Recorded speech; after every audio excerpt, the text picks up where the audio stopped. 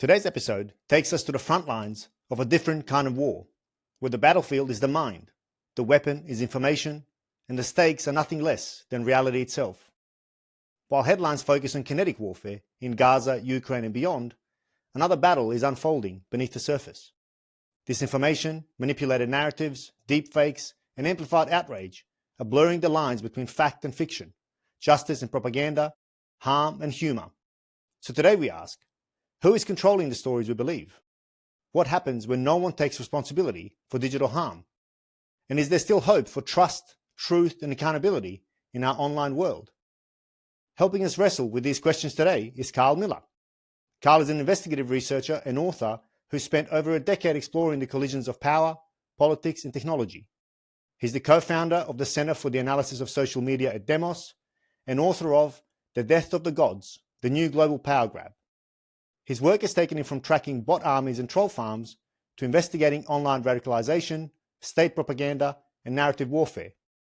Most recently, he hosted The Kill List, a podcast series that exposes the chilling real-world consequences of digital hate and the moral failures that allow it to flourish. This is Carl's third time on the Voices of War. He first joined me in episode 51 to unpack Russian influence operations, and then again in episode 100 to explore the ethical and political dilemmas of artificial intelligence. Today, we bring those threads together. Carl, welcome back to the Voices of War. Hi there, Maz. Thanks so much for having me back for this third time. And hi there, everyone listening to this. Gosh, those were difficult questions you've set me up to answer. I hope I can be of some use on them. Scratching my head about all of those for the last decade or more. I have no doubt that you will. Well, hey, you are the best placed person I know to help answer these. And having followed your work over the past, couple of years now, I think you're perfectly well placed for them. And actually, in line with that, I don't want to start with particular themes straight away, but I would like to kind of start with a bit of a wide lens. Because you've spent so much time investigating the kind of darker corners of the digital world, from bot armies and state propaganda to assassinations markets on the dark web. So right now, what is capturing your attention? Or in other words, is there a particular development, question, or danger that you find yourself turning to time and time again? Yeah, what a great question. And the tradecraft of information operations, if that's what we're going to call it, and the terminology that we have is really murky as well, is constantly changing. So it's a question we have to ask ourselves every week. The one that I am really thinking a lot about at the moment is the concerted, systematic manipulation of large language models. Like these LLMs, of which ChatGPT is, of course, the most famous, they are the windows by which tons of people now are kind of seeing the world. So they're replacing search, they're being worked into workflows kind of up and down the kind of economy. And I was in Vancouver earlier this year for Web Summit, which for those listening who haven't been, this riotous, absolutely kind of enormous gathering, basically, of startups and venture capitalists and a couple of writers and journalists like me to kind of work out like what's new in tech. And there was a particular company there that caught my eye, who kind of called themselves AI search engine optimizers. So they basically say, hey, look, we do what search engine optimization companies do, but with LLMs. So if you've got a brand, and someone's asking this AI model, what's the best shoes to? These companies say, well, we can help get your brand into the LLM.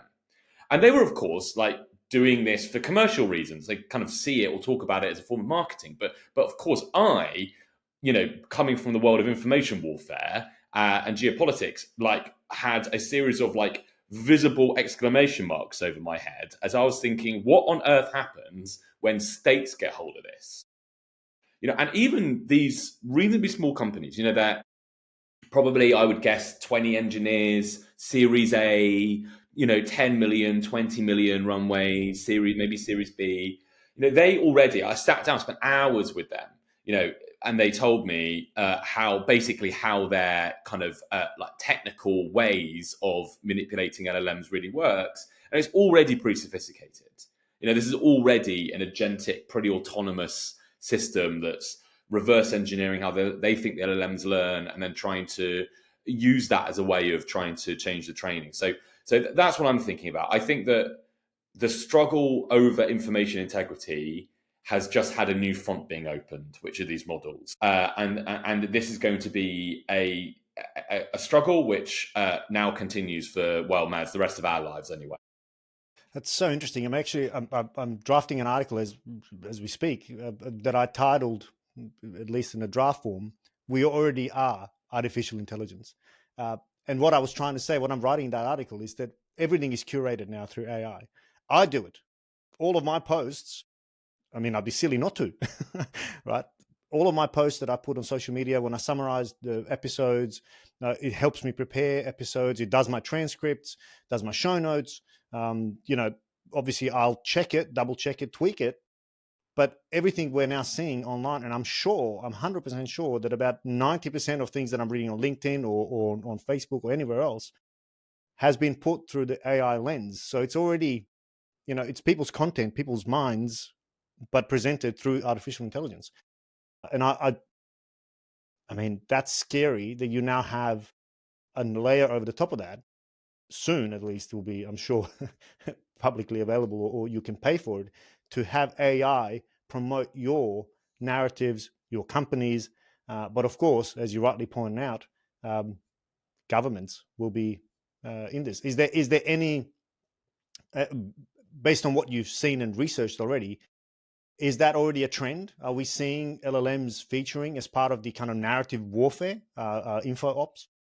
Yeah, there already is evidence that states are beginning to experiment with it. There was recently an investigation by the American Sunlight Project, which revealed a network called the Provider Network, which, as part of it, has these websites that seem to have absolutely no discernible attempt to actually drive traffic to them. There's no search engine optimization classically. There's no links. They're not promoting it on social media. And the websites are these kind of enormous buckets of language, which basically promote Russian accounts of their invasion of Ukraine. And the kind of speculation is, of course, we never really know what the adversary really means by what they do. We can't look into their heads, sadly. But the kind of speculation is there's no other reason for this thing to exist other than to attempt to manipulate LLM. If that is in fact true, it's extremely crude. Like the commercial mechanisms that I've seen would, by my judgment, be far more effective than what the provider network was trying to do. I think sticking a website on the internet and filling it full of pro-invasion rhetoric is not really the way of manipulating LLM. OpenAI isn't stupid. They have much more sophisticated ways of being able to cause the model to spend attention on some things rather than others. But I think that to me that might have been an early attempt, an early kind of foray or reconnoiter, maybe we call it that, of this new kind of area. It is so scary because what I found AI can do in remarkably well is curate everything for you, right? How well it gets to know you, and I'll be honest, my ChatGPT knows me quite well, right? Because I engage with it frequently, but it's scary that it can curate news, anything I ask for, it can curate to fit perfectly for me, to trigger my emotional triggers or red flags or whatever it is, or my motivational triggers. Have you found anything of this kind of mass, let's say, rogue actors using LLMs to shape and influence directly individuals? I mean, is that already happening? Well, that is my other great fear. I've kind of written a long read recently for Unheard specifically on this, actually, Mads, about the kind of emergence of companion AI. Yeah. And I think that we most of us who are above the age of about 20 are kind of completely missing how AI is actually being used, especially by young people. We think that AI is this kind of exclusively as we use it, which is a kind of analytical tool, a way of drafting content for LinkedIn. Actually, for a lot of young people, it's it's a confidant, it's a co-writer of fan fiction. it's someone there when they break up, and it is in and of itself a locus of a relationship. So if you go on places like character AI, like there are entire companies that are building and deploying models to have a persistent character that you talk to all the time. And for some people, they have turned these kind of relationships into full-fledged, exclusive, monogamous sexual relationships. Persistent, enduring, like this deeply is the meaningful. Matrix. I mean, we're going to be Yeah, I plugged mean, into them, right? I know. I think that I think this has gone like hugely under the radar by most of us. To give you one stat, the average dwell time for a user on GPT per session is 14 minutes. You basically go on there, you do a search or ask a question, you log off. The dwell time per user per day on character AI is 2 hours. That's the average dwell time. Like some people will spend the whole day talking to these models. When the model has to reset, which it kind of does after, I think, 8,000 pages, the context windows technically can only be so large right now. People talk about those things on Reddit like it's a bereavement, like they've lost their partner. Their partner can't remember, or their partner's kind of experiencing, some kind of a Dementia. mental health episode. Yeah, dementia. And truly, I think for people, it is grief. I think like kind of the thing we have to realize now is that the GPT revolution was not one but two shocks. The first, of course, was technical shock. Like we had no idea that AI was going to be this capable. I mean, I run an NLP tech lab. Like I work with dozens of engineers that spent the last 20 or 30 years like building the very technology that GPT is based on, and they all had no, I mean, they never would have thought in their lifetimes they would have seen something like this. So technical shock for sure, but the second shock is psychological.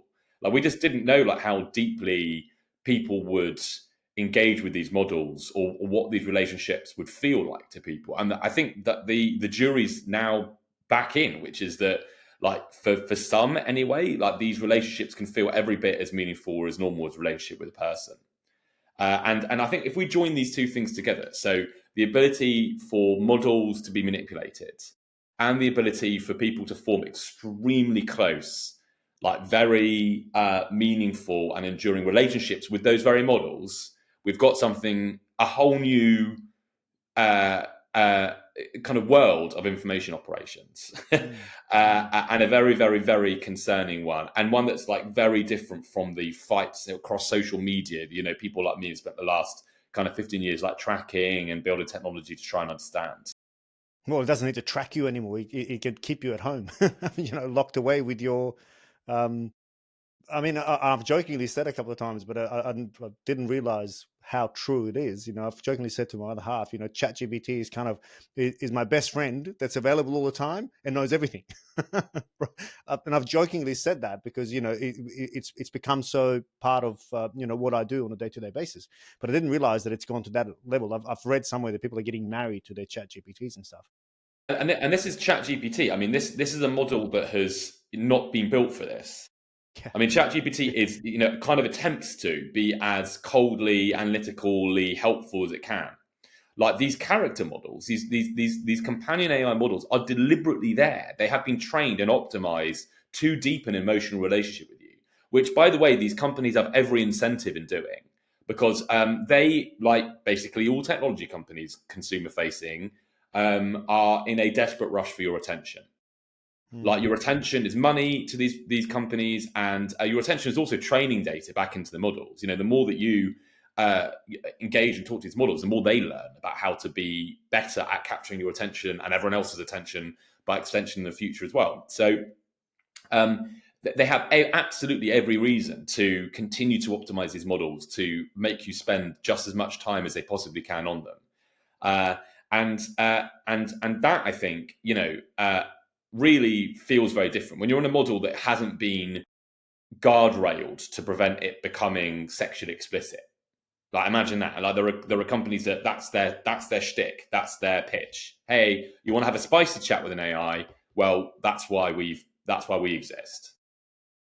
Wow. I mean, wow, that's a whole, I mean, like you said, it's going to be a small percentage of people, arguably, hopefully, that's going to be captured, you know, to that extent. It might not be. Like Okay. there are hundreds of thousands of users on the Reddit subreddits that are talking about this. I mean, Um, it makes also sense. I mean, loneliness is going through the roof, right? So right, it's kind of, it's filling 100%. a gap. Exactly. I mean, we're living in, a networked age, which is really lonely. We're living in an age where people feel really isolated. We're also living in an age where, access to talking therapies has become unbelievably difficult.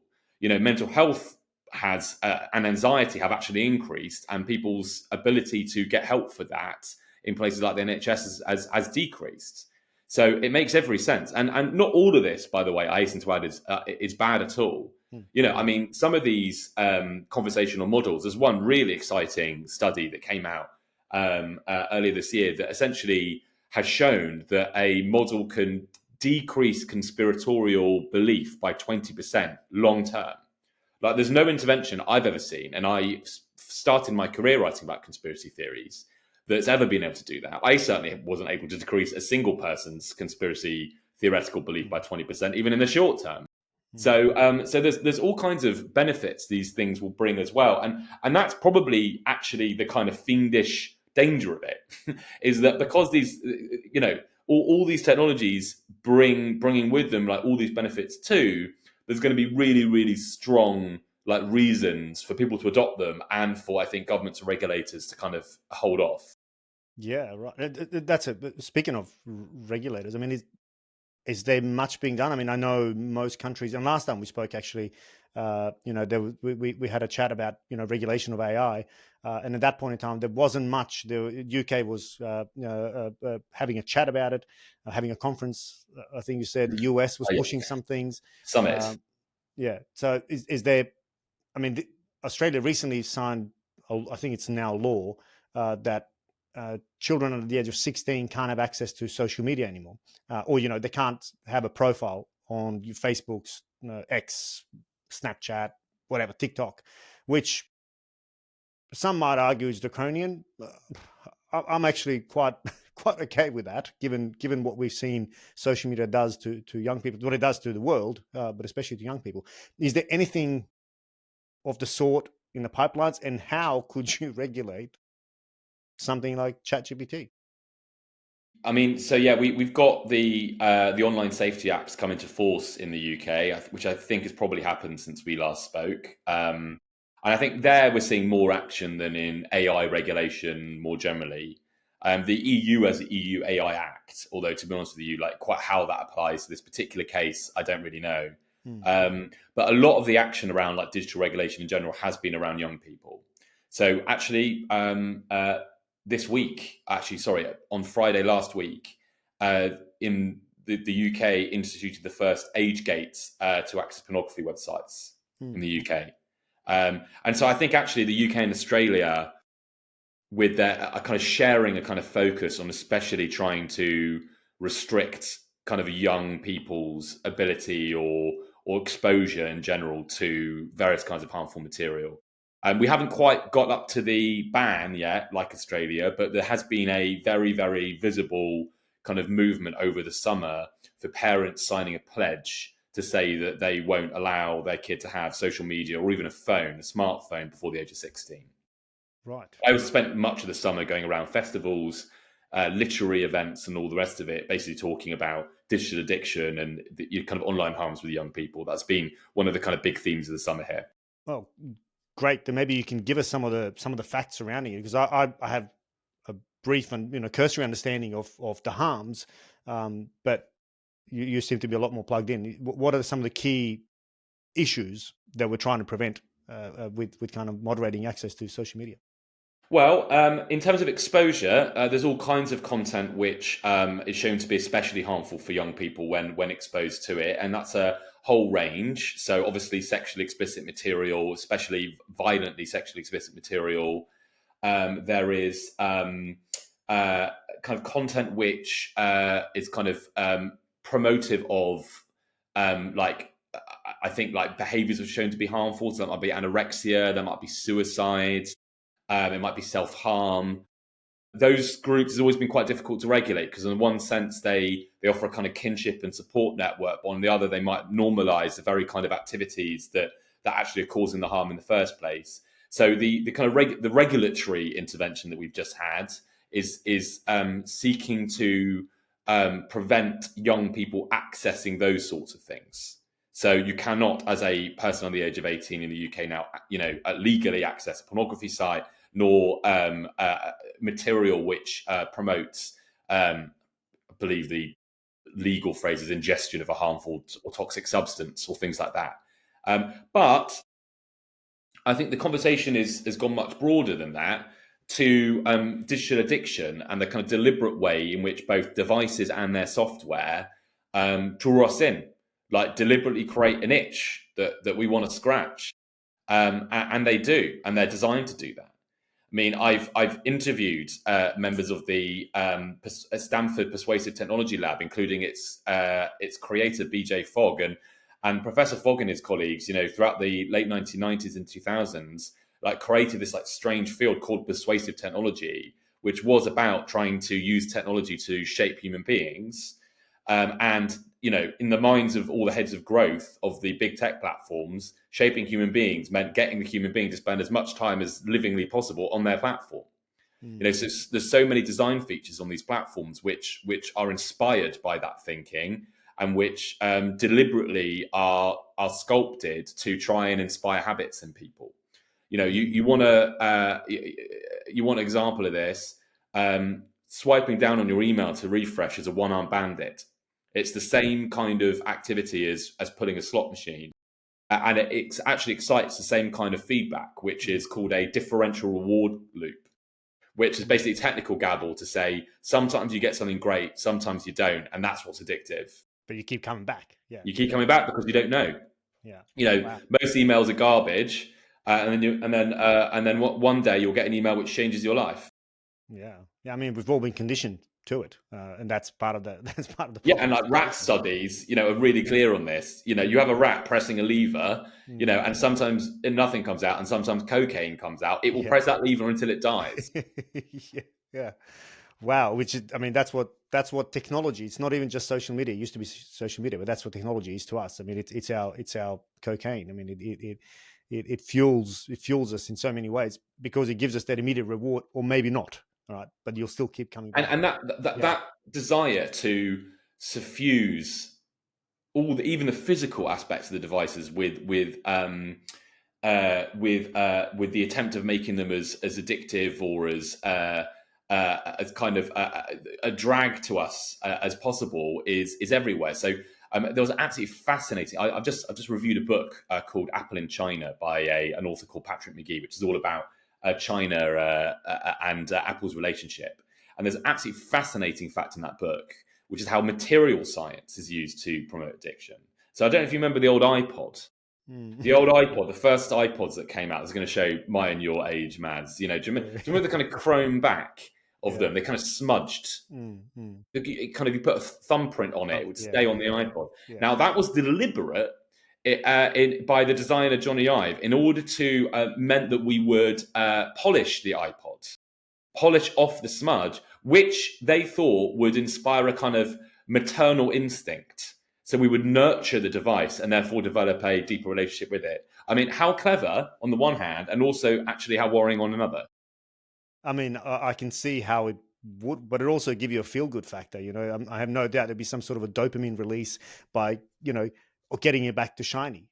That's what addiction is. Yeah. Addiction is that dopamine release, and dopamine release is specifically one of the mainstay academic literatures which persuasive technology really looks at. Like they want rewards for us, and those rewards are normally dopamine releases. Amazing. I mean, how are they going to police? So you mentioned about the access to pornography websites. How do you even police it? I mean, how do you do that? How can you, if say it's a shared computer in a household, how can I stop my teenage son from looking up porn? Well, there's a technical response, which is a requirement of the providers to require users to provide age identifiers, which you have to do. So you have to kind of create a kind of identity online, which attached to some kind of ID basically can authenticate your age. Unfortunately, of course, there are quite a lot of technical loopholes around all of this, and kind of VPN downloads over the last week have skyrocketed. So it's difficult. Yeah. It is difficult, and no intervention is going to be particularly foolproof. Yeah, no, of course, and it's about reducing the incentive or increasing friction, to access whatever it is that you want to access. I mean, the more that, and of course, that's contrary to what the technology companies want. Is they're trying to reduce friction, whereas governments and regulation is trying to introduce friction. I love friction. Yeah, I was going to write a book called In Defense of Friction at one right. point. I think it's a really, really important force, and we don't have nearly enough of it actually in our digital lives. Okay, explore that a bit more. Well, as you say, friction has been kind of taken out of everywhere, out of account sign up, out of information spreads, virals. To one way or another, basically come back to this central focal quest, which is dwell time on their platform. So they want us to sign up as easily as possible, and they want us to share and receive information as easily as possible. And actually, in so many different ways, to bring this back to information operations, that's where the manipulation is made possible.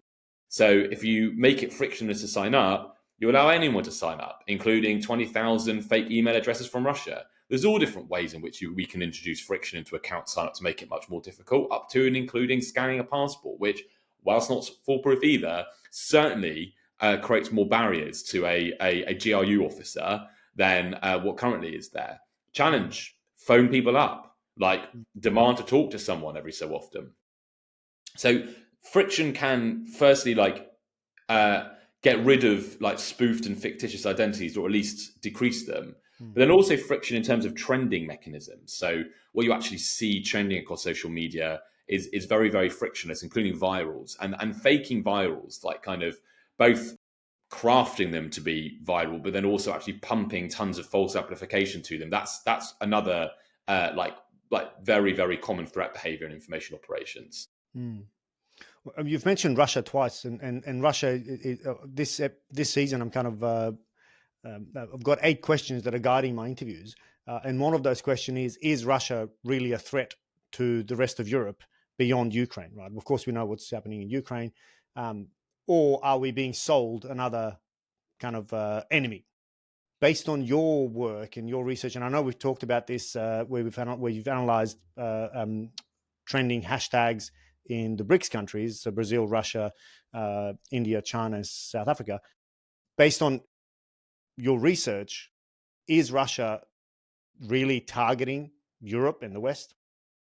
Yes, it is, and I mean, I'm not obviously the person to give you any kind of informed speculation around the kind of kinetic danger. Yes, no, of no, Russia. yeah. This is info wars, yeah. Yeah, but in terms of information wars, I mean, it's happening all the time. Like I mean, everyone has to understand the kind of asymmetry is so great between offense and defense. Offense being so easy, defense being so expensive and difficult. We have nothing like a kind of effective deterrence architecture yet. Like we haven't really found systematic ways of really hurting adversaries that do information operations against us. It's hard to disrupt. We haven't really developed or evaluated many disruption strategies yet, and that means that there's it's being done in a very broad and wanton way. Like it's targeting BRICS countries. It's also targeting our interests in BRICS countries or Central and Asia or South Asia as well. But of course, it's being done towards elections in the UK. And across Europe. I mean, look at the Romanian election. I mean, that's happened since we last spoke, and that forced a rerun of the whole election because of the influence, the speculated influence of Russian influence there. So, yes, like information warfare is happening all over the place. That's not to say it's all influential, but there's definitely a trend line, which is that information operations by Russia are seeking to, I mean, and this is a truism, I know everyone's heard this before, but they are really seeking to undermine kind of Western democratic institutions, and they are seeking to polarize publics across the West. Simply because they know that in the very long term is one of the ways in which they can kind of decrease our coherence and our ability to actually resist them. Yeah, so fan the flames of culture wars. In fact, I was speaking to a friend, he's a UK-based friend who works in the countering of information operations. So unfortunately, not someone I could interview on the podcast. But I spoke to him to ask him this very question, but also in particular about the kind of growing, at least on social media, growing sense that the UK is being overrun by radical Islam, which no doubt there's a kernel of truth in it. But his immediate response was, "Yeah, sure. There are some real challenges, but these are just Russian bots." Is that is that what we're kind of seeing? Is that what you mean when they're targeting? I mean, these are type of the things that they're kind of fanning the flames of? Yeah, so wedge issues, like very selected, like polarizing kind of narratives, targeting all different kinds of target audiences with very different messages. They don't need to have, and they don't have a kind of ideological coherence. Yeah. Um, As they're, long as they're, it's tr- they're, driving a they're in wedge. fact Yeah. actually overwhelmingly confirming the beliefs of the target audiences, and then trying to turn that into kind of some kind of spur to further extremism often. Yeah. So they'll say we're being overrun by radical Islam to the far right. They'll say we're being overrun by the far right to radical Islam, and to the rest of us, they'll try and suggest that that the West is decadent, that our institutions are outmoded, that our journalists are all in cahoots with big money, that big money is in cahoots with government, and that government can't be trusted. And so doing, basically, trying to just, and this isn't going to happen overnight. Yeah. Through sheer repetition, seeking to kind of like over a generation or more, like just erode the basic like standing struts that allow a democratic society to function.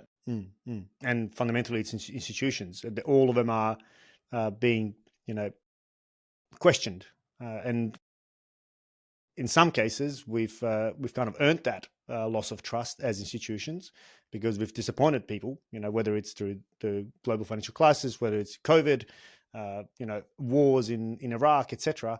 The public has lost trust in institutions, and this is just an easy way to kind of fan those flames. And like you said, it scares me the fact that it doesn't matter. Chaos is good, whichever way you look at it. For those rogue actors, chaos, whichever way you look at it, it does. Like you said, they're not ideologically driven. As long as there's conflict and tension, that's they're winning, and we're dividing. How do we? I mean, this is a big question, I know, but how do we prevent it? Can we do anything? What can we do? Well, that's a good question. So I wrote, and also a great prompt for me to be able to plug my own work, which is always always saddens me when I can't do that coming onto your podcast, Maz. But yeah, so I wrote at the end of last year a strategy called Derail, which stands for Directing Responses Against Illicit Influence, and it basically is an argument for how we can, if not prevent this and stop this, then certainly decrease the threat of it. And long story short, basically what I argue is we need to swing away from trying to like train our entire populations to spot this. Digital literacy training is not going to get us out of this. Yeah, exactly. And fact checking won't either, because a tremendous amount of this isn't really to do with truth or lies. And also, who believes fact checkers anymore? Right, anyway, and right? exactly, those institutions are part of the very kind of information operation warfare in the first place, and is also being spoofed by bad actors, actually, but that's a whole separate story.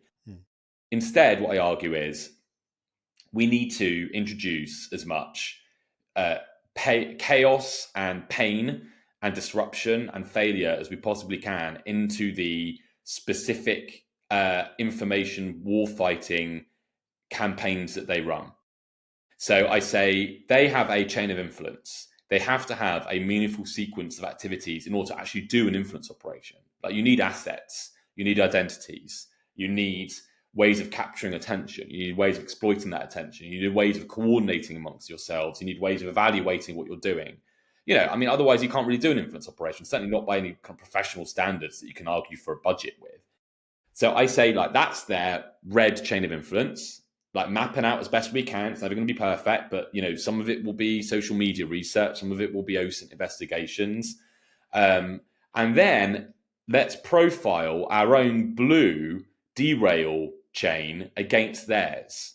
So if they have assets, we degrade them. If they have identities, we expose them or we counterbrand them. If they try and learn about the world, well, maybe we can make that more difficult. When they capture attention, maybe we can divert it to other places, or maybe we can at least make it more expensive for them to capture attention. If they're doing programmatic advertising, let's upbid them. Let's literally just like try and make it more expensive, or let's work with the advertising companies to deny them access to that kind of service. And then you basically profile, up and down your blue chain as many kind of counter activities as you can, which disrupt what they're doing. And then the final stage of derail is like measure and evaluate both. Like continue to try and work out how well they're doing, continue to try and work out how well you're doing. And over time, retire the disruptions which don't seem to be working very well or are costing you more than you think they're actually levying kind of a cost on the adversary. But then the ones that do seem to be working well, like try and scale them, like lean into them, try and do them more in that campaign, try and do them on other campaigns. And over time, what I'm hoping is we can kind of move towards more of a kind of doctrine of disruption, like a kind of systematic kind of series of playbooks where we can more fluently move from detecting what they're doing and the dependencies, both technical and financial, organizational, that they've got. And then that will quickly suggest a series of disruption opportunities that we might have. How hard is it to detect these kinds of efforts? Very hard. Very difficult. We can see the overt bits, obviously. We can see like the Russian state media. In terms of the covert aspects, often it moves through like front companies, third-party organizations, influencers that have no idea they're being used. It can be really, really, really hard. And can AI help in this kind? I have no doubt it's being used offensively, but can AI be also used in this kind of defensive, analytical problem, right? Absolutely, of yeah. identifying patterns? Yeah, the first time you had me on, actually, when I was talking about that research around Russian influence operations or pro-invasion influence operations in the immediate aftermath of the invasion of Ukraine, that was only possible because of a tremendous amount of AI that we build and use. So we were doing something called semantic mapping, which was taking every message being sent by suspected bad actors, turning that into a kind of semantic fingerprint, which is a kind of vector position of the semantic meaning of that message in comparison to every other message that we were seeing, averaging that to account and putting that onto a map. Now that is heavy maths, heavy maths, which basically allows us to kind of see clusters of accounts that are all talking about the same thing, having the same kind of meaning. So lots of AI. It's just an arms race. So it goes back and forth and they try and obfuscate and we try and build new ways of detecting them. But for sure, like any powerful technology, AI is for sure being used on both sides of this particular confrontation all the time. Yeah, and is it to our advantage that we have, I guess, private companies who are perhaps more agile and a bit more nimble and profit driven,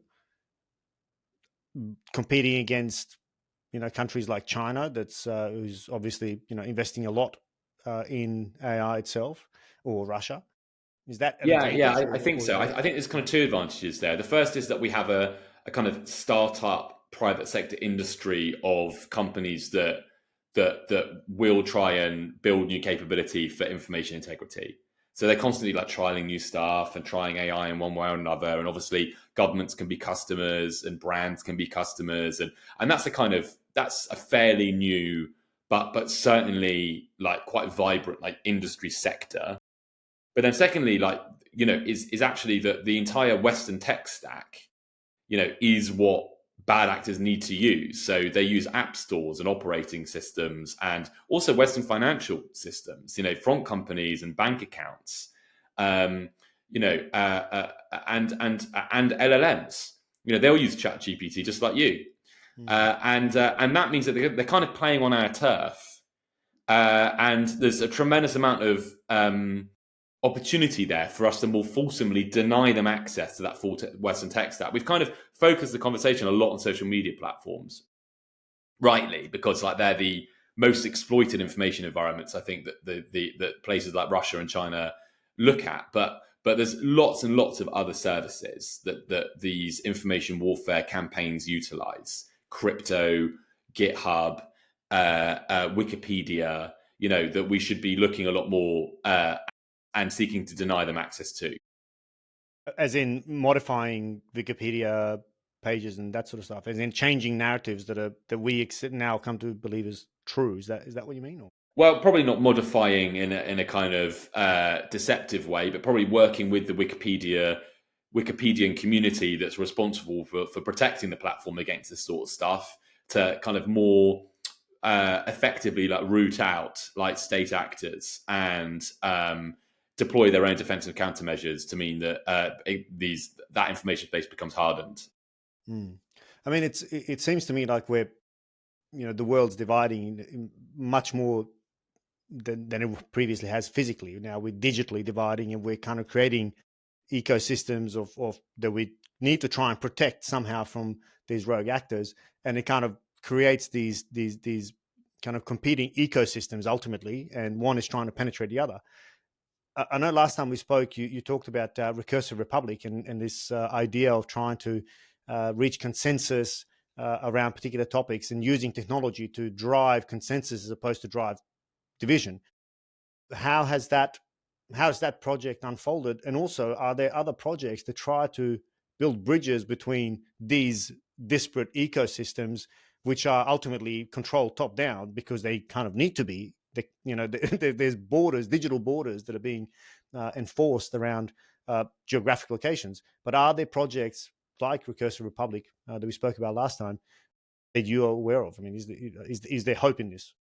Well, yeah, I mean, there is. So, and the largest project that I'm actually working on, I think it's the largest digital democratic experiment in the UK that's ever happened. It's called Waves. So we're running that in Demos, which is a think tank that I've been a member of for many years. It's funded by Google.org. And that has built a specific digital democratic decision-making process to bring people into decision-making for local government. So we're actually just about to run that in Camden within literally weeks around adult social care. And then we'll be going to South Staffordshire in January to be running Waves again for planning decision-making around housing. And then we've also built a kind of community of practice of around 20 other local governments that are interested in it. And we've done a tremendous amount of co-design with government. I mean, one of the things that actually came out of recursive public thinking is the way that this will really matter is if you can connect it to power. So it's kind of fine using AI and it's fine like developing more process. But if you can't actually connect this to like meaningful decisions that affect people's lives, then we're not going to get anywhere. And so that really has caused us to focus very, very hard on, I think, the kind of most reformable bit of government, which is local government, and to co-design this whole process with them from the very beginning. So explain to us, how does that? What do you mean? What is the actual project, and what is it intended to do? The project is to create a process called Waves, which is a multi-stage thing, but largely it's intended to begin with the council setting a difficult question like, where should we build houses? And then allowing everyone from the area to participate in a consensus-seeking kind of online space, much like Recursive Public and much like a lot of other digital democratic platforms. It's multi-stage, and there's a whole other hour we probably need to spend to go through it. It then goes to a smaller representative cross-section of people who then create fully detailed proposals on the basis of the ideas of stage one. That goes back out to the big group again for feedback and challenge, and then it goes back to a smaller group to finally ratify. That's why it's called Waves, because it's moving between larger and smaller kind of cohorts, which is the kind of shape of a best practice offline deliberation, by the way. And that's what we were trying to do. So we've essentially tried to take what we understand to be a really, really good model for normal deliberative participatory policymaking, and instead to stick it into consensus-seeking environments, bridge-based ranking, all the things that the digital democratic platforms kind of are really good at, in order to basically see if we can make it more depolarizing, more effective, and frankly cheaper and easier to do. Like, this is something that I want every local government across the UK to adopt next year. That's amazing, and how that's a big ask. How likely is that to occur? I mean, obviously you've had some successes already, so these are kind of almost your pilot runs, are they? These are the pilot runs, and they're the product of the co-design. So hopefully, at the end of this co-design, we'll have a process which is tested, shown to work, has precedent around it, but has also been actually really quite profoundly shaped by local government people we've been working with.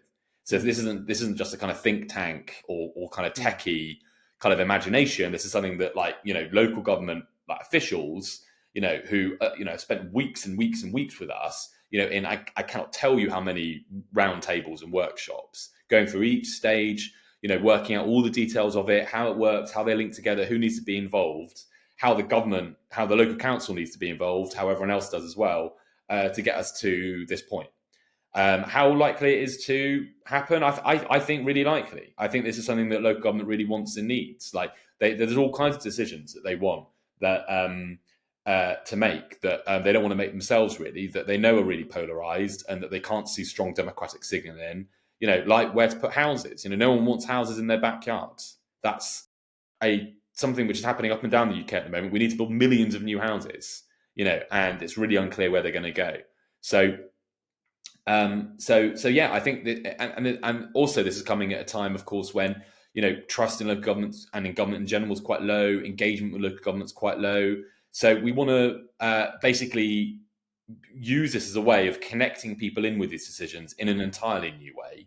Hopefully, find consensus that can't be seen otherwise, and obviously from an information warfare angle, create information environments which are far less vulnerable, and can act to depolarize publics that people like Russia and China want to polarize.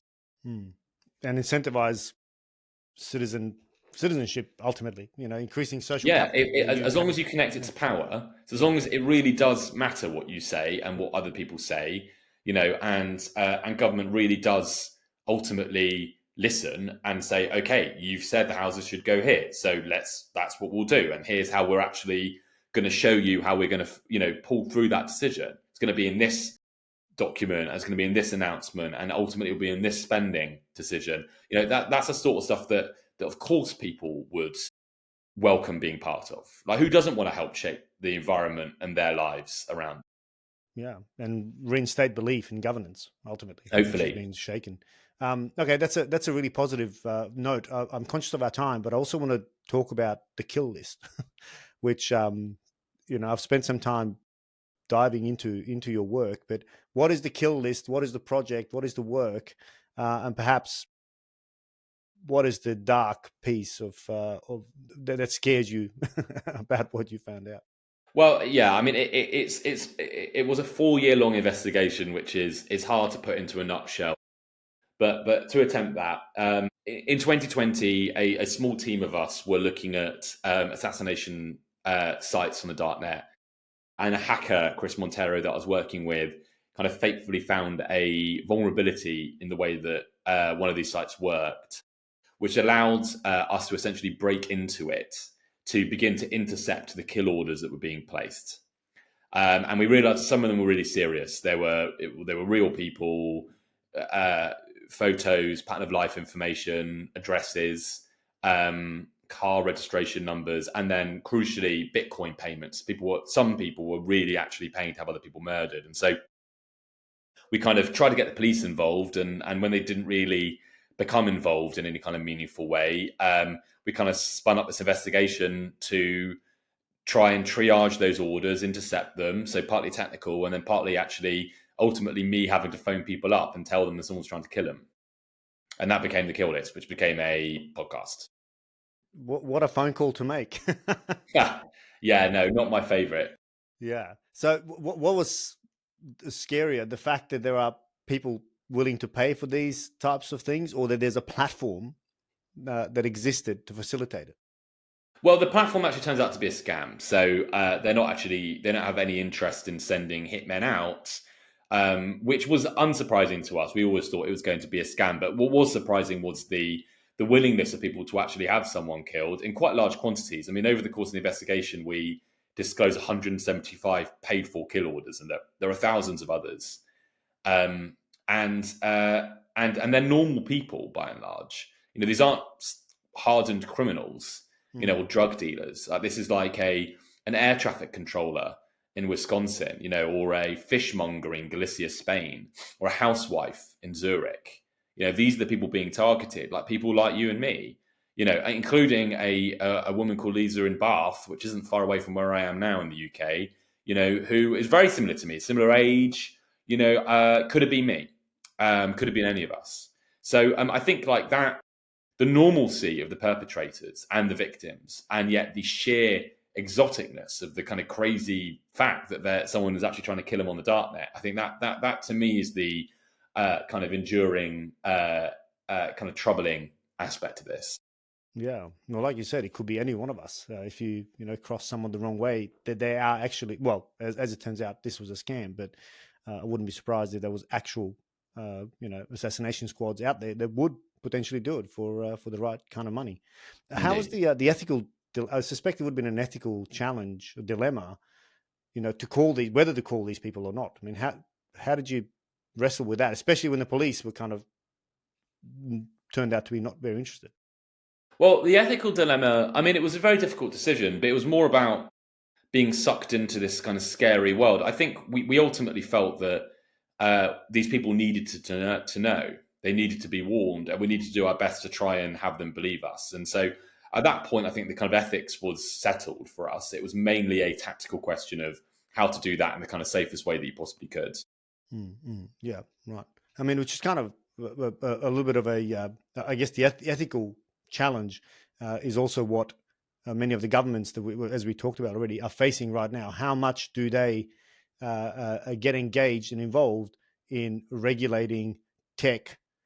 Because that's also, I'd imagine, quite a big challenge. Is where's the line? Because we want governments to get involved and regulate and stop some of these things from getting a life of their own, even the things like the kill list. I suspect it'd be quite handy if the police got involved and the police actually went and did what you ended up doing.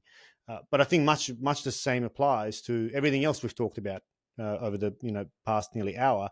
Is that there's a fine line how much involvement of government or regulatory bodies we want. How do we wrestle with that? Because we also want a society that's not completely blocked, that you can't access. There's too much friction. We also don't want too much friction because we want these systems to be able to help us ultimately. How do we find that balance?